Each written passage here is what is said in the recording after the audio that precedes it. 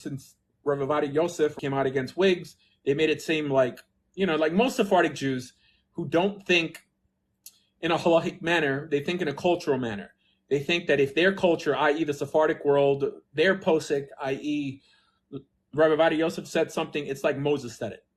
Well, I think Ashkenazi Jews can be trusted more to be honest to what is actually there. If you ask an Ashkenazi rabbi for a halachic opinion, he'll typically give you 5 different responses and he'll tell you to do whatever your rabbi tells you to do.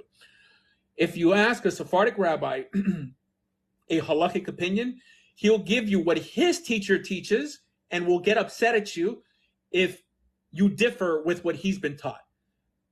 It's really an East versus West approach, a primitive versus a more sophisticated approach to Judaism, which is the way Judaism always functioned, in a more sophisticated manner.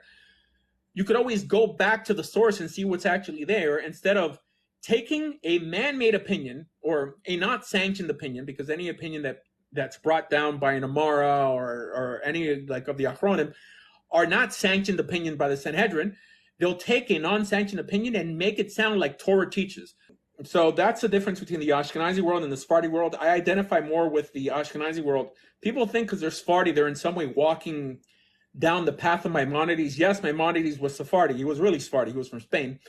But Sephardic Judaism completely changed after Shabtai Tzvi.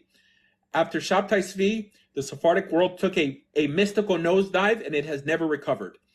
So don't think because you're a fan of Maimonides that you are in good hands in the Sephardic world.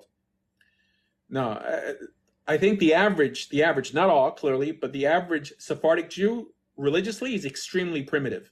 Philosophically, he's extremely primitive, right? And it's not a coincidence that Sephardic Jews walk around wearing black hats and black coats, and you don't see the other way around. Yeah, there's some, they're called Yerushalmis that wear like a Arab robe, only on Shabbos, right? But it's rare that, okay, well, in terms of mannerisms, there are Ashkenazim in Israel, they'll pick up Arab, i.e. / Middle Eastern Jews, Mizrahi Jews, their mannerisms, which is, there's no difference between Mizrahi Jews and the term Arab Jew, okay?